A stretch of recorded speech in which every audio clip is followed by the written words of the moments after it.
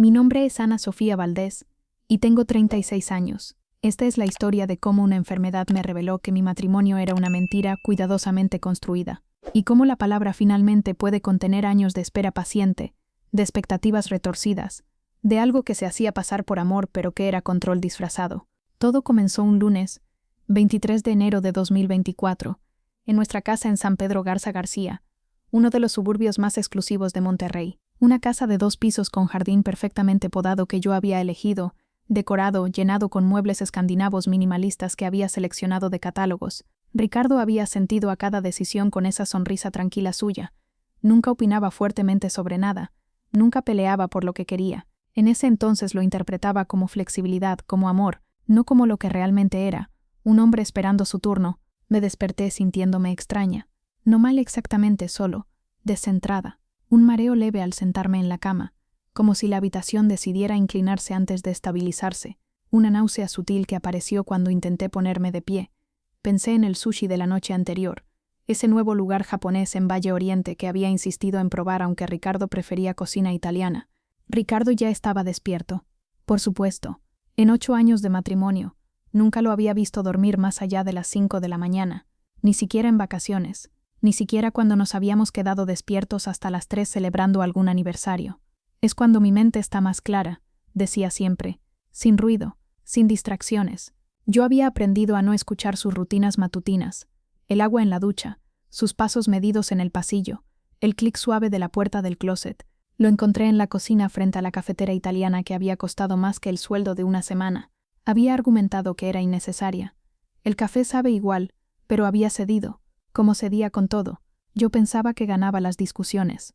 Ahora me pregunto si simplemente estaba acumulando, guardando cada pequeña rendición como quien guarda monedas en una alcancía. Buenos días. Me sostuve del marco de la puerta. El mareo había regresado. Ricardo se volteó. Sus ojos recorrieron mi cara con una atención que me hizo sentir incómoda. No era preocupación exactamente. Era más como evaluación. ¿Estás bien? El tono era neutro, demasiado neutro, como cuando un doctor pregunta sobre síntomas sin mostrar reacción. Solo mareada. Debe ser algo que comí. Asintió lentamente, procesando la información. ¿Necesitas que te traiga algo? ¿Té de manzanilla? ¿Galletas saladas? No, café está bien. Me serví una taza. El olor me revolvió el estómago más de lo que esperaba. Extraño. Generalmente necesitaba café como necesitaba aire. Ricardo seguía observándome. Lo sentía en la nuca. «De verdad estoy bien», dije, más brusca de lo necesario. «No necesitas quedarte ahí mirando como si fuera a desmayarme». Levantó las manos en rendición. Ese gesto que conocía tan bien. «Solo me preocupo por ti. Lo sé. Perdón. Estoy irritable. Deberías descansar hoy. Llamar a la oficina. Tengo reuniones. Las reuniones pueden esperar. Tu salud no». Otro acto de preocupación perfecta. Otro momento que en retrospectiva brilla con una luz diferente. «Voy a trabajar», dijo finalmente, tomando su portafolio de piel que yo le había regalado en nuestro 5º aniversario. «Pero llámame, si te sientes peor, o si necesitas algo». La pausa fue tan breve que casi la perdí. Pero estaba ahí, se fue. Escuché su coche saliendo del garaje, el sonido familiar del motor desvaneciéndose en la distancia. El mareo continuó toda la mañana. Para el mediodía, había vomitado 2 veces. Cancelé mis reuniones y conduje al consultorio de la Dra. Gabriela Romero. La doctora me conocía desde hace 5 años. Chequeos anuales, un par de gripes, nada serio. Mujer pragmática de 50 y tantos con cabello plateado corto y manos frías que siempre se disculpaba antes de tocarme. «Cuéntame qué está pasando». Le describí los síntomas. Mareos, náuseas, fatiga que había estado creciendo durante semanas sin que lo notara conscientemente. Me examinó en silencio. Presión arterial ligeramente elevada. Temperatura, normal. Palpó mi abdomen, mi cuello, mis articulaciones. Hizo preguntas sobre mi ciclo menstrual, sobre mi dieta, sobre estrés en el trabajo. «Voy a ordenar algunos análisis», dijo finalmente. «Panel metabólico completo, conteo sanguíneo, función tiroidea. ¿Qué crees que es?» «Podría ser muchas cosas. Estrés, problemas hormonales, una infección viral que no has detectado». Hizo una pausa, eligiendo palabras. «Quiero ver los números antes de especular». Fui al laboratorio en el mismo edificio. La técnica me sacó 5 tubos de sangre. Me dio indicaciones para recoger resultados en 2 días. Cuando llegué a casa, Ricardo ya estaba ahí. Eran apenas las 4. Estaba sentado en la sala con su laptop cerrada sobre las piernas. Sin trabajar, solo esperando. ¿Cómo te fue?, preguntó antes de que pudiera quitarme los zapatos. Fui con la doctora. Me hizo análisis de sangre. ¿Y? Resultados en 2 días. Algo cambió en su postura. Los hombros que había estado manteniendo tensos se relajaron visiblemente, como cuando sueltas el aire que has estado conteniendo sin darte cuenta. Y entonces lo vi. Pequeño, tan pequeño que cualquier otra persona lo habría perdido. Una sonrisa. No en los labios. Esos se mantenían neutrales, pero en los ojos, en la forma en que sus párpados se suavizaron ligeramente, en cómo sus pupilas se dilataron apenas perceptiblemente. Finalmente, la palabra fue un susurro, tan suave que por un segundo pensé que la había imaginado. Pero mis oídos son buenos. La escuché. ¿Qué dijiste?, parpadeó. La expresión se cerró inmediatamente, como una puerta cerrándose.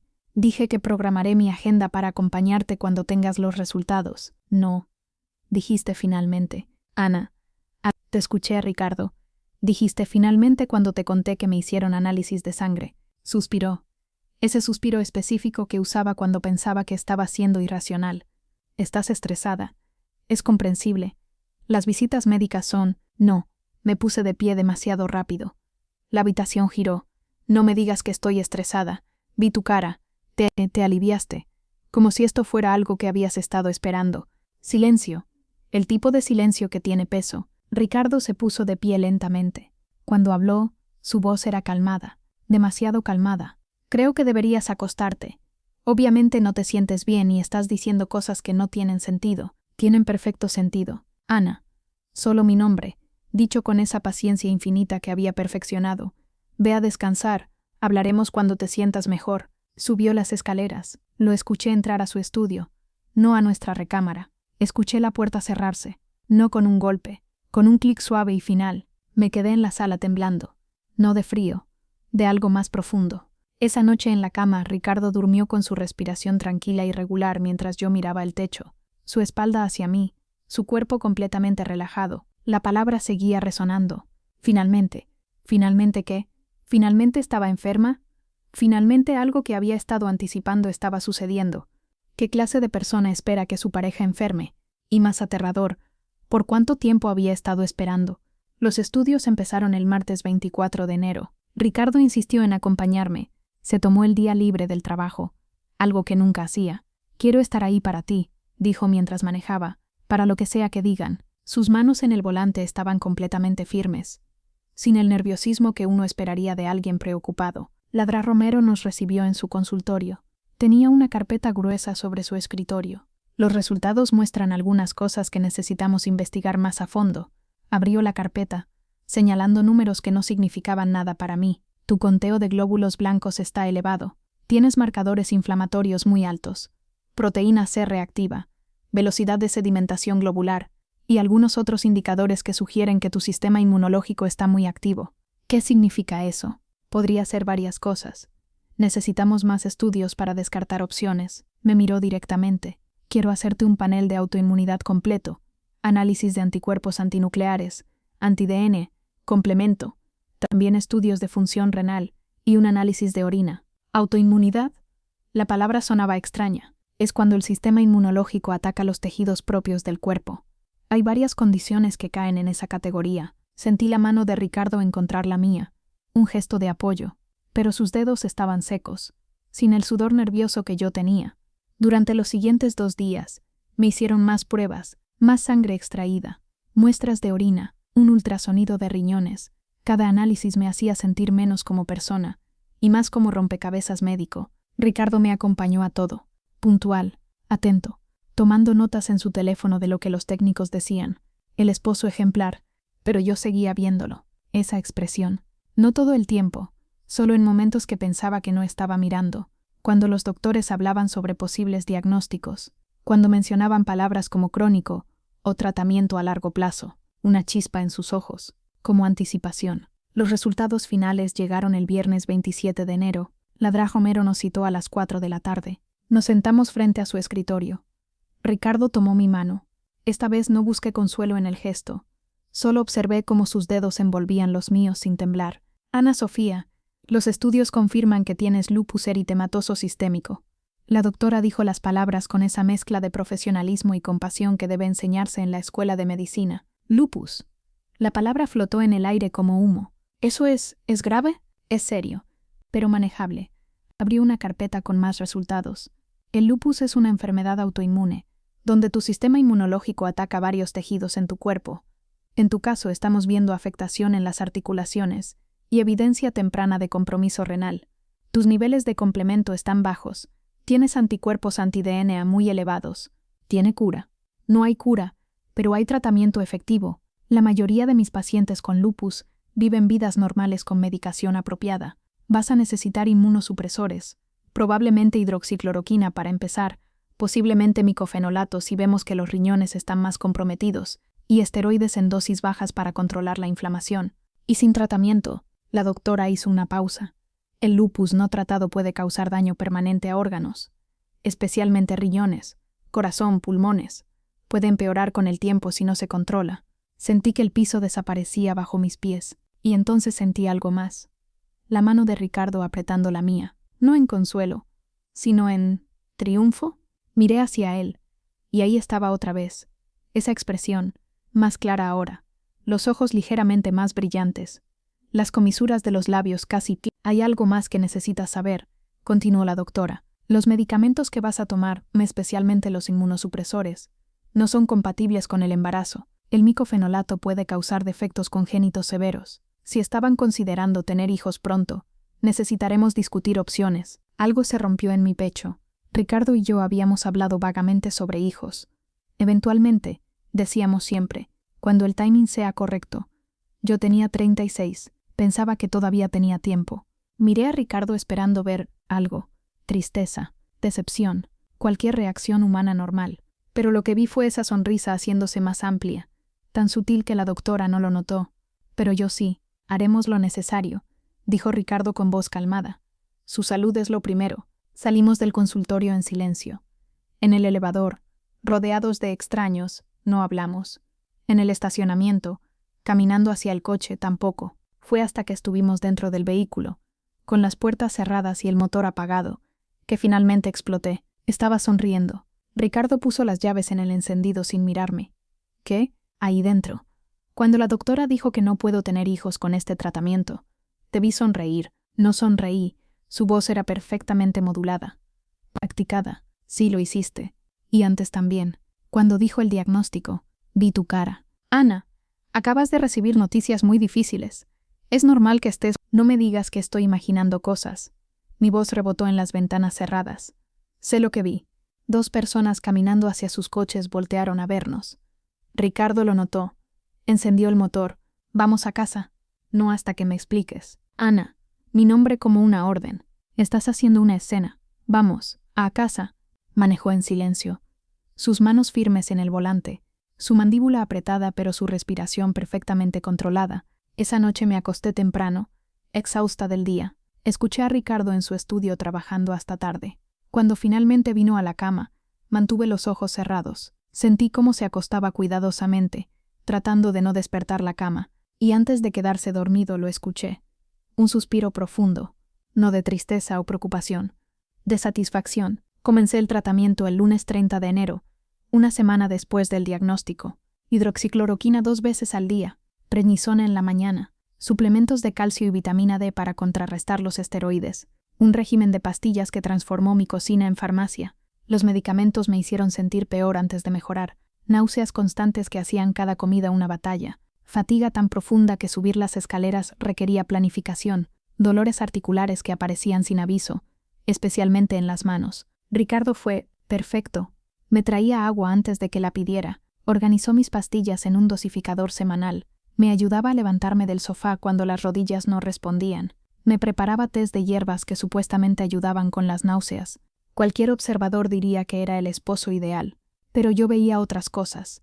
La forma en que sus ojos se iluminaban cuando yo mencionaba un nuevo síntoma, cómo se inclinaba hacia adelante con atención extra cuando describía cuán cansada me sentía, el tono casi alegre en su voz cuando sugería que cancelara planes porque necesitaba descansar. Una tarde del miércoles, 5 de febrero, una semana exacta después de comenzar el tratamiento que me hacía sentir como si estuviera caminando a través de melaza espesa, con cada movimiento requiriendo esfuerzo consciente, mientras Ricardo estaba en el trabajo en su oficina de contaduría en el centro de Monterrey, donde pasaba 10, 11, a veces 12 horas al día revisando números y balances de cuentas que nunca parecían darle satisfacción real. Decidí hacer algo que nunca había hecho en 8 años de matrimonio.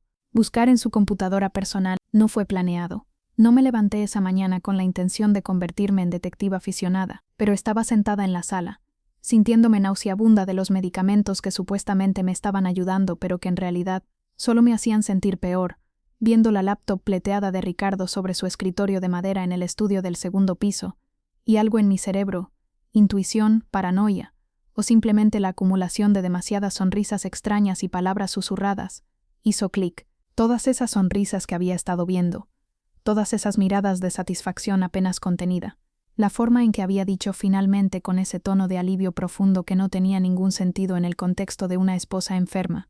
Ricardo era meticuloso con sus posesiones, organizado hasta el punto de lo compulsivo, cada papel en su lugar designado, cada carpeta digital perfectamente etiquetada con nombres descriptivos, cada libro en su estante ordenado alfabéticamente por autor, pero también era confiado de una forma que ahora me parecía arrogante. Nunca había cambiado sus contraseñas desde que nos casamos hace 8 años. Su laptop, Ricardo Ana 2016, el año que nos casamos en una ceremonia pequeña en Monterrey con solo familia cercana. Su email personal, Valdés 2016. Su banca en línea, Monterrey 2016. Todo con variaciones del mismo tema, el mismo año que marcó el comienzo de nuestra vida juntos. Nunca había pensado que yo buscaría en sus cosas. Nunca había imaginado que yo tendría razón suficiente para sospechar algo más allá de los problemas normales de matrimonio. Subí las escaleras lentamente, mis rodillas protestando con cada escalón, un efecto secundario que la doctora había dicho que era temporal, pero que se sentía permanente. Entré a su estudio. Me senté en su silla ergonómica cara que había insistido en comprar hace 2 años para su espalda. Abrí su laptop con dedos que temblaban ligeramente, no sabiendo si era de los medicamentos, de la debilidad general que sentía, o de la adrenalina de hacer algo prohibido, algo que cruzaba una línea invisible en nuestro matrimonio. Ingresé la contraseña familiar. La pantalla cobró vida mostrando su escritorio impecablemente organizado, carpetas perfectamente alineadas en el lado izquierdo, en una sola columna vertical, iconos mínimos en el centro, fondo de pantalla negro sólido, sin ninguna foto personal. Tan Ricardo, tan controlado, tan desprovisto de emoción visible. Empecé a buscar sin saber realmente qué estaba buscando. ¿Evidencia de qué? ¿De que mi esposo se alegraba de mi enfermedad? ¿De que había algo oscuro detrás de su cuidado perfecto? Archivos de trabajo primero. Hojas de cálculo interminables con números y fórmulas que no entendía. Documentos de impuestos para docenas de clientes. Informes financieros detallados. Todo perfectamente organizado en carpetas con nombres descriptivos y lógicos. Cliente González 2023 fiscal. Cliente Martínez 2024 declaración, auditorías internas Q4 2000, documentos personales, registro del coche que renovaba puntualmente cada año, pólizas de seguro de vida que habíamos comprado juntos hace 5 años, nuestro testamento conjunto que habíamos hecho con un abogado cuando compramos la casa. Todo lo que esperarías encontrar en la computadora de un contador meticuloso y responsable de 39 años. Pero entonces, escondida en la esquina inferior derecha de la pantalla, casi imperceptible entre todas las carpetas obvias y bien etiquetadas, vi algo extraño, una carpeta sin nombre, sin etiqueta descriptiva, solo un símbolo, un punto negro, un simple punto que podrías mirar 100 veces y nunca pensarías en abrir porque parecía ser solo un error visual, un píxel muerto, nada importante. Pero algo instinto, curiosidad morbosa, o el mismo sexto sentido que me había hecho notar todas esas sonrisas, me hizo mover el cursor hacia ese punto y hacer clic. Adentro había archivos, muchos archivos. La primera subcarpeta se llamaba Investigación. Contenía PDFs de artículos médicos, todos sobre enfermedades autoinmunes, específicamente sobre lupus eritematoso sistémico. Revisé las fechas de los archivos.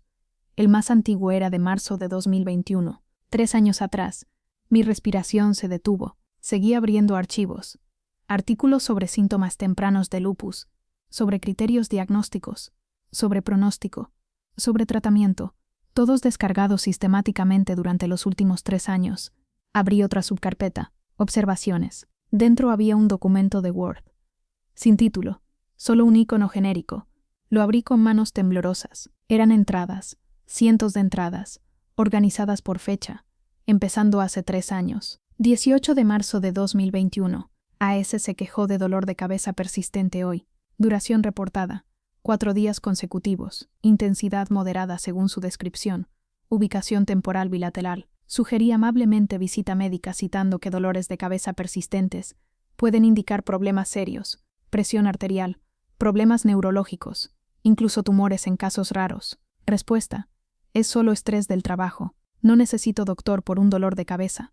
Tono defensivo. Nota personal: los dolores de cabeza crónicos pueden ser síntoma temprano de lupus o de muchas otras condiciones autoinmunes, pero también pueden ser simplemente estrés laboral, como ella dice. Necesito más datos, más observaciones, más paciencia. No puedo presionarla demasiado o sospechará. Seguir observando discretamente. 5 de junio de 2021. AS se mostró fatiga inusual esta mañana. Mencionó casualmente en el desayuno que se sentía cansada después de solo 3 horas de trabajo, cuando normalmente puede trabajar 8 o 9 sin problema. Le sugerí tomarse el día libre, descansar, tal vez ver a un médico si persiste. Ella insistió en que estaba bien, que solo había dormido mal la noche anterior. Noté que tenía ojeras más pronunciadas de lo normal, piel ligeramente pálida. Nota personal: fatiga es uno de los síntomas cardinales de lupus. Aparece en más del 90% de casos según artículo de Journal of Rheumatology que descargué la semana pasada. Pero fatiga también puede tener docenas de causas benignas: falta de sueño, estrés, anemia simple, hipotiroidismo. Necesita ser persistente y severa para ser realmente significativa. Debo ser paciente. No puedo parecer demasiado interesado en cada pequeño síntoma o ella empezará a hacer preguntas incómodas sobre por qué estoy tan atento a su salud. 30 de septiembre de 2021. Erupción rojiza notable en ambas mejillas hoy. Apareció ayer en la tarde después de pasar todo el día en el lago durante viaje de fin de semana. Forma vaga de mariposa, exactamente como describen en literatura médica sobre lupus. Foto clásica de eritema malar en libro de reumatología que compré en Amazon el mes pasado. Inmediatamente expresé preocupación. Sugerí visita a dermatólogo usando lenguaje alarmante pero no excesivamente. Podría ser reacción al sol, pero también podría ser algo más serio. Mejor que un especialista lo vea. Ella accedió después de verse en espejo. Dermatólogo la examinó al día siguiente. Diagnóstico profesional: dermatitis de contacto causada por jabón facial nuevo que había empezado a usar la semana pasada. Prescribió crema de cortisona tópica. Erupción desapareció completamente en 3 días. Nota personal: decepción profunda. La erupción malar es uno de los signos diagnósticos clave más específicos de lupus. Criterio mayor en clasificación ACR. Pensé que finalmente estaba viendo manifestación clara, pero no era lupus, solo alergia común a producto cosmético. Debo recordarme.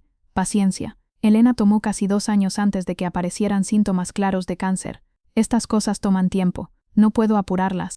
No puedo forzarlas. Solo puedo observar, esperar, estar preparado cuando finalmente sucedan. Y mientras tanto debo ser más cuidadoso. Ana me preguntó anoche por qué parecía tan interesado en que estuviera enferma. Lo dijo en tono de broma, pero había algo en su voz. Sospecha. Debo ser más sutil, más discreto en mis observaciones. Seguí leyendo, página tras página, años de observaciones meticulosas. Cada vez que había mencionado cualquier síntoma, cada visita médica, cada resultado. Y el tono de anticipación cuando algo parecía prometedor, de frustración cuando resultaba ser nada. Llegué a las entradas recientes. 22 de enero de 2024. AS reportó mareos y náuseas esta mañana. Síntomas que he estado esperando ver en conjunto. Sugiero visita médica. Ella acepta fácilmente. Señal de que los síntomas son reales, esta vez no imaginarios. La observo cuidadosamente durante el día. Parece genuinamente afectada. Posible progreso después de 3 años de espera. 23 de enero de 2024. Doctora ordena análisis de sangre por irregularidades. A eso vino a casa y me informó. Por primera vez en 3 años, siento verdadero alivio. Tengo que controlar mi expresión facial. Ella ya está sospechando. Pero finalmente, después de tanto tiempo observando y esperando, finalmente algo concreto. 27 de enero de 2024. Diagnóstico confirmado. Lupus eritematoso sistémico con compromiso renal temprano. Exactamente como predije después de años estudiando los patrones. Intenté mantener expresión neutral, pero ella me confrontó sobre sonreír. Tuve que negarlo. Es crucial que no sospeche demasiado todavía. Ahora comienza la fase 2. Ahora puedo empezar realmente a ayudarla, a cuidarla, a ser indispensable. Las manos me temblaban tanto que casi dejó caer la laptop. Había más. Una carpeta dentro de la carpeta llamada Protocolo de Cuidado. La abrí. Era un documento detallado, paso por paso, de cómo optimizar la experiencia de cuidado una vez que yo estuviera diagnosticada con una condición crónica. Secciones sobre cómo monitorear síntomas, cómo ayudar con medicamentos, cómo asegurarse de que siguiera el tratamiento, pero también cómo introducir variables de estrés moderado que podrían empeorar síntomas temporalmente sin causar daño permanente. Una lista de formas de incrementar mi dependencia gradualmente, hacer que sintiera que necesitaba su ayuda para todo, hacerme dudar de mi capacidad de funcionar sola. Y al final, una nota que me hizo sentir físicamente enferma.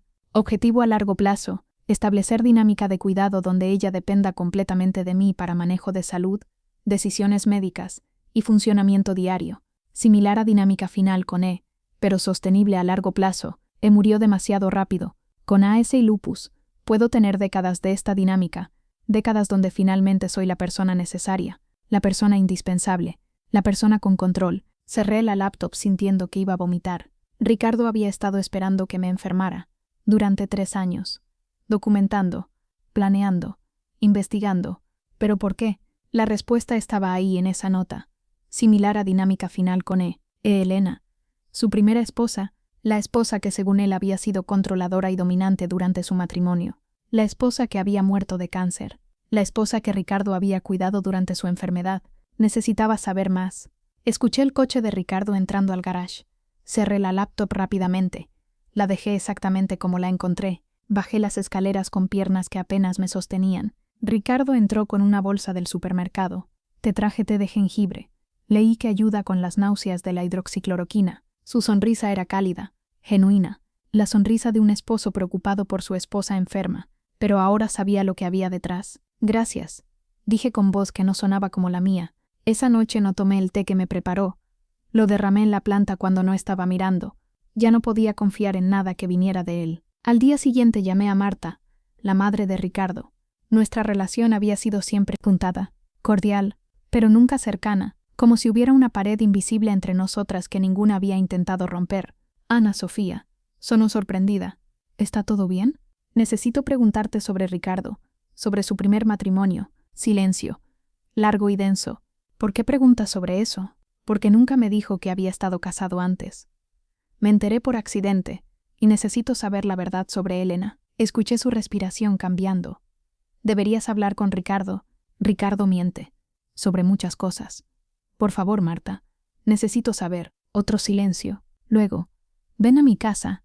Hay cosas que necesitas saber antes de tomar cualquier decisión. Manejé a las lomas con el corazón latiendo en mi garganta. Marta me recibió en su sala elegante con vista a las montañas. Su expresión era grave. Lo que voy a contarte, comenzó. Ricardo no quería que supieras nunca. Cuéntame de Elena. Marta se sentó en el sofá frente a mí, sus manos entrelazadas en su regazo. Elena y Ricardo se casaron cuando él tenía 23. Ella era una mujer muy fuerte, muy segura de sí misma, tomaba decisiones sin vacilar. Ricardo era joven, impresionable, se enamoró de esa fuerza. Esperé. Durante 5 años, Elena tomó todas las decisiones en esa relación: dónde vivían, cómo gastaban el dinero, con quién se juntaban, qué comían, cuándo tenían sexo, todo. Marta me miró. Ricardo se convirtió en sombra. Dejó de opinar, dejó de decidir, solo seguía lo que Elena quería. Y luego, Elena se enfermó, cáncer de páncreas, agresivo. Le dieron 6 meses. Murió en 8. Mi estómago se revolvió. Y durante esos 8 meses, continuó Marta con voz temblorosa, todo cambió. Elena estaba débil, necesitaba ayuda. Y por primera vez en 5 años, Ricardo tomaba decisiones. Él elegía qué doctores, qué tratamientos, qué comía ella, cuándo tomaba medicamentos.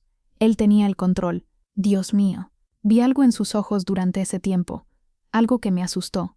No era alegría exactamente, era satisfacción, como si finalmente hubiera encontrado su lugar en el mundo, como cuidador, como la persona indispensable.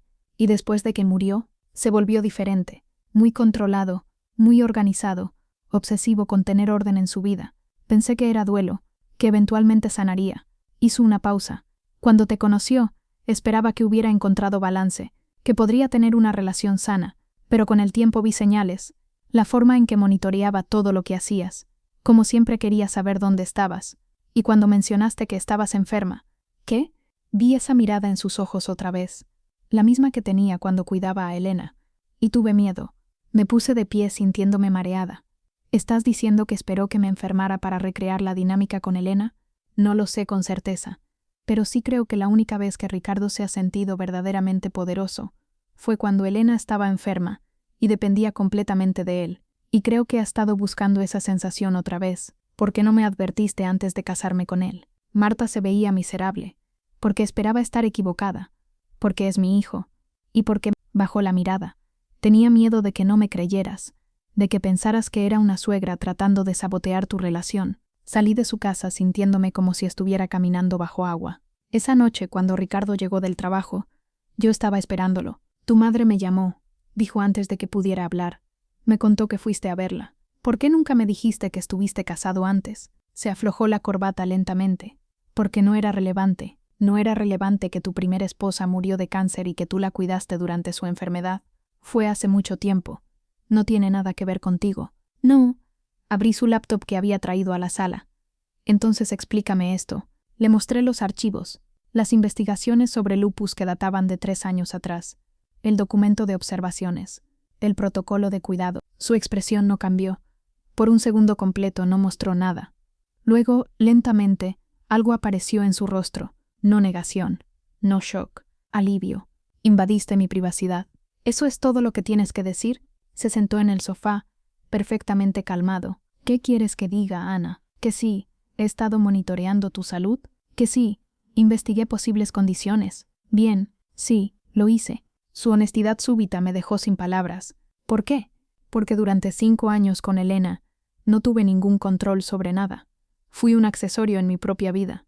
Y lo único que me hizo sentir como un hombre real fue cuando finalmente pude cuidarla, cuando me necesitaba, cuando yo era importante.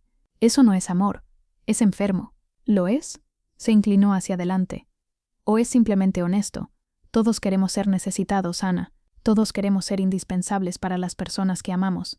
La diferencia es que yo soy lo suficientemente honesto para admitirlo. La diferencia es que tú esperaste activamente que me enfermara. Durante 3 años. No causé tu lupus, pero lo deseaste, lo planeaste. Probablemente hasta sentiste alivio cuando finalmente pasó. ¿Y qué si lo hice? Su voz era inquietantemente calmada. Finalmente pasó. Y ahora puedo ser el esposo que siempre debí ser, el que te cuida, el que te protege, el que tú necesitas tanto como yo te necesito. Yo no te necesito. Sonrió, esa sonrisa pequeña y satisfecha.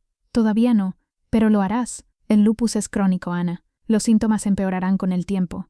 Los medicamentos te debilitarán, y poco a poco me necesitarás más, para todo. Y yo estaré ahí, siempre, cuidándote, siendo indispensable. Me voy. No, no te vas. No puedes detenerme. ¿A dónde irás? ¿Con tu familia? Te juzgarán por dejar un matrimonio cuando estás enferma. ¿Sola? Con tu condición necesitas ayuda. Ayuda que yo puedo dar mejor que nadie, porque he estado preparándome para esto durante años. Me puse de pie. Prefiero morir que quedarme aquí. No digas eso. Por primera vez su voz mostró emoción real. Amas demasiado la vida, y yo te amo demasiado para dejarte ir. Subí las escaleras. Empecé a empacar. Ricardo me siguió, parándose en la puerta de la recámara, mirando calmadamente mientras metía ropa en una maleta. Vas a regresar, dijo finalmente, cuando te des cuenta de que me necesitas. Cuando los síntomas empeoren y no tengas a nadie más, volverás, y estaré esperando, como siempre he esperado. Bajé con mi maleta. Salí por la puerta. Subí a mi coche, y mientras manejaba alejándome de esa casa lloré, por los 8 años perdidos, por la mujer que había sido antes de entender, y por Elena, quien murió sin saber que había dejado una herida tan profunda en Ricardo que nunca sanaría, solo se infectaría, crecería, y finalmente la pasaría a otra. Me quedé con Lucía, mi hermana menor, quien vivía en Guadalajara. Quédate todo el tiempo que necesites, dijo cuando llegué a medianoche con solo una maleta y ojos hinchados. Ricardo llamaba diariamente. Textos, emails, mensajes de voz. Por favor, vuelve a casa. Estás malinterpretando todo. Te amo, te necesito, te extraño. Bloqueé su número después de 2 semanas. Contraté a Patricia Flores, una abogada de divorcios, que había manejado suficientes casos de abuso emocional para reconocer uno inmediatamente. Lo que describes es una forma muy específica de abuso, me dijo en nuestra primera consulta. No es violencia física, es control disfrazado de cuidado. Es manipulación tan sutil que tú misma dudas de si realmente está pasando.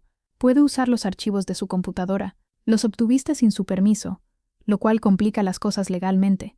Pero el patrón que documentan es evidencia clara de comportamiento abusivo. Podemos construir un caso. El proceso de divorcio tomó 6 meses. 6 meses de negociaciones, de tácticas dilatorias de parte de Ricardo, de intentos de usar mi enfermedad como razón para declarar que no estaba en condiciones de tomar decisiones. Pero Patricia era buena, y yo era más fuerte de lo que Ricardo había calculado. Durante esos meses también trabajé en mi salud.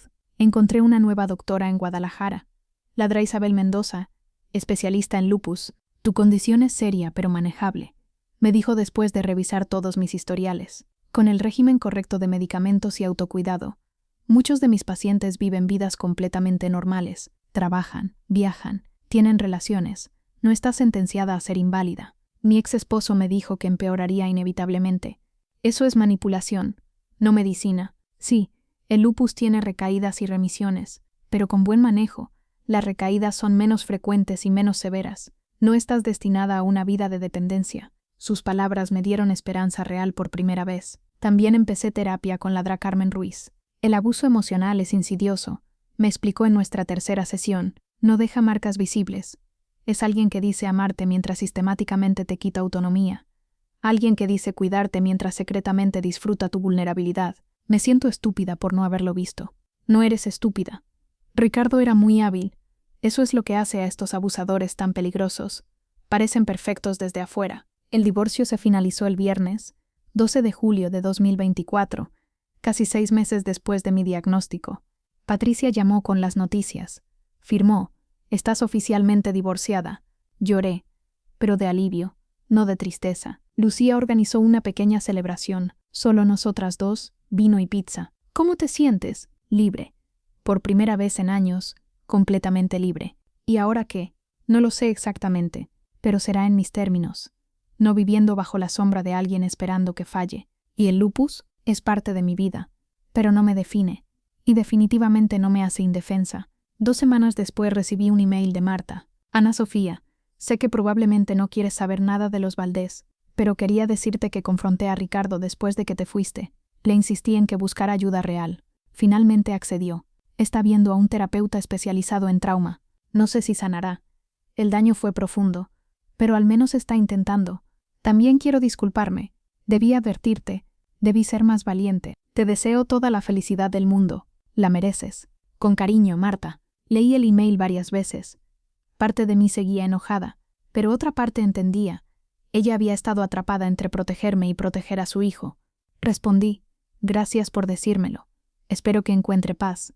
Yo estoy encontrando la mía. Hoy es 23 de enero de 2025. Un año exacto desde que me desperté mareada y comenzó todo.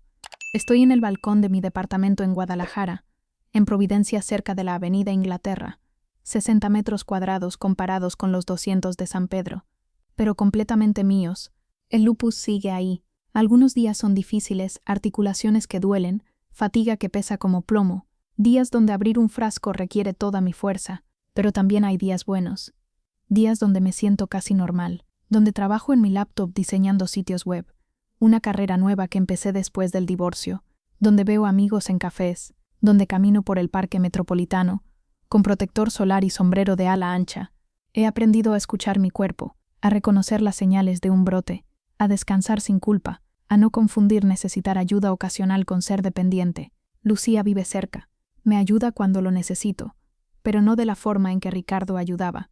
Ella me empodera, no me controla. Tengo amigos en un grupo de apoyo para lupus, gente que entiende sin juzgar, que celebra victorias pequeñas, y he empezado a salir otra vez.